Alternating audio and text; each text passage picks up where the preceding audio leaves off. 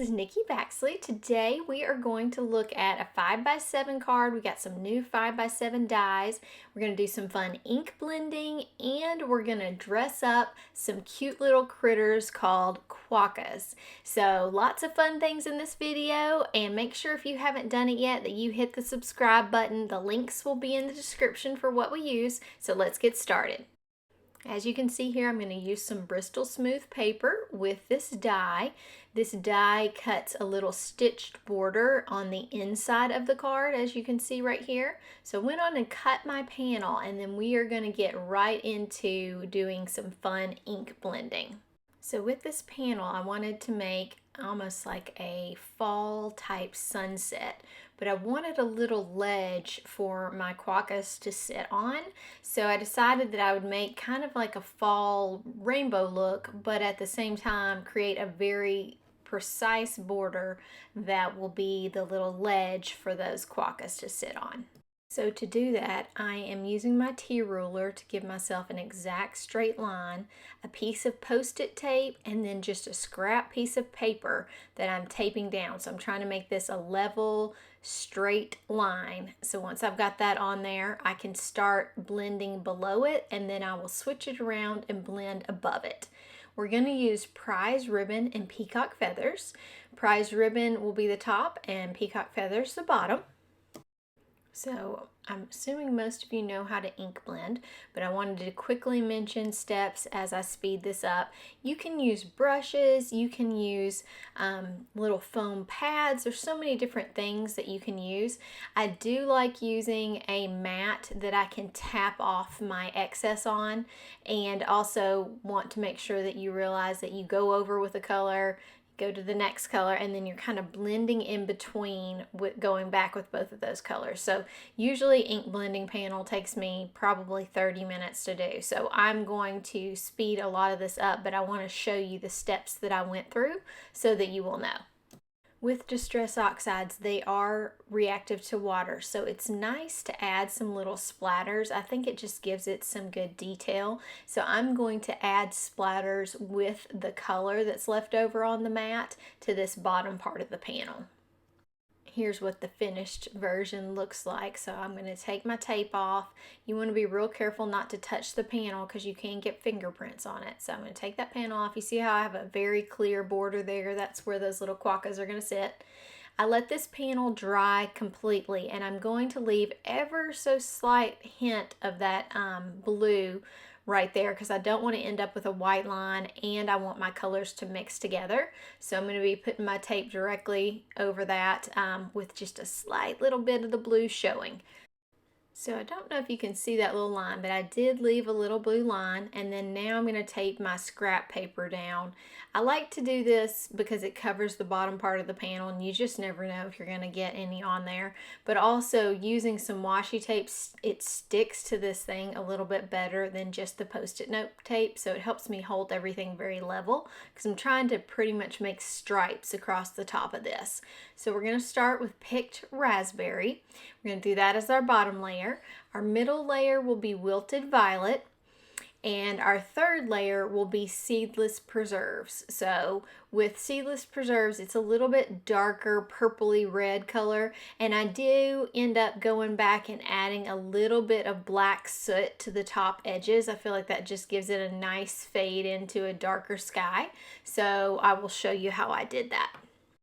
And like I did on the bottom part of this panel, I'm also adding some splashes of the colors that you see here. So it's the wilted violet, and I add a little bit of seedless preserves drops on this. Then I'm going to go back once this is dried and add the black soot at the top. So here's the difference that the black soot makes on this panel. You can see it just gives it a nice dark outline right along there. I love how that looks over that little stitched area of this die. Just really highlights it and gives it a little bit more depth. The last addition to this panel is adding a little acrylic white paint splattered on it. This also gives some nice highlights. Now that our panel's complete, we can start playing with these Thanksgiving costumes that you can add on to the little Quokkas.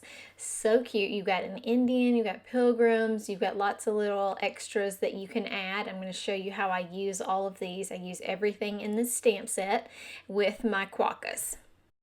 Now it's time to color all the little pieces. So I used all these colors. Of course, I will link those in the description for you. And we'll get started on these. I'm going to speed up the coloring, but I want to point out a few little things to you. One thing that I think really makes your coloring stand out is to make sure that you have highlights so that you can see all the different colors that you have put into it. When you're doing these really small areas, you really can't do much of a highlight in those, so you can go back and use a little white marker for that. But when you're doing the pumpkins, as you can see, the middle of the pumpkins are a lighter color, and so you're kind of coloring and making sure you've got a focal point on that pumpkin. The other thing are these acorns down in the left corner. Adding extra little lines and patterns to your coloring really can look very cool in the end. One thing you'll notice about these little clothes is that they also have the hands of the Quokka, so you want to make sure that you're coloring those the same color as you've done the face and tail and little feet of the Quokka so that you make everything match really well. So here's our little Quokkas all dressed up in their clothes, and then we're going to put this card together. So when I'm going to put a sentiment on a card, especially when I have this many pieces, I like to go ahead and lay my pieces out on the card and mess around with them to make sure I know exactly where I want that sentiment to go. I'm going to be using a stamp set called Happy Day from Kat Scrappiness. This is a cool stamp set because you can do Happy Day, or you can do Happy Mothers, Fathers, Grandparents, Thanksgiving. Pretty much every holiday is right there.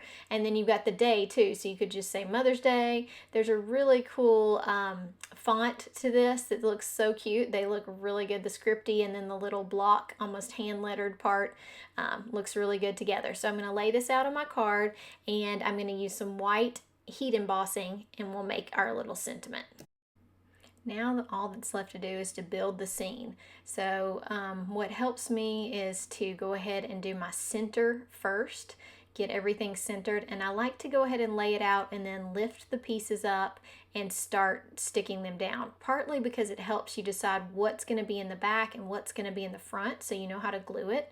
When I'm looking at my layout, I want to make sure that I've got my center part directly center. So I'm going to use this mat behind me and make sure I've got it all centered, because I think I need to move my little pile over just a little bit. So I'm going to get that centered, and then I'm going to start gluing everything down. Okay, here's this final card. I did add a little bit of white highlights to some of the images just to help them stand out even more on this beautiful background. I hope that everybody enjoyed this video today. I plan on being back on Kat Scrappiness channel often, so I hope to see you again here soon. Make sure you hit that subscribe button and know that the links to everything will be in the description. Thanks guys, have a good day.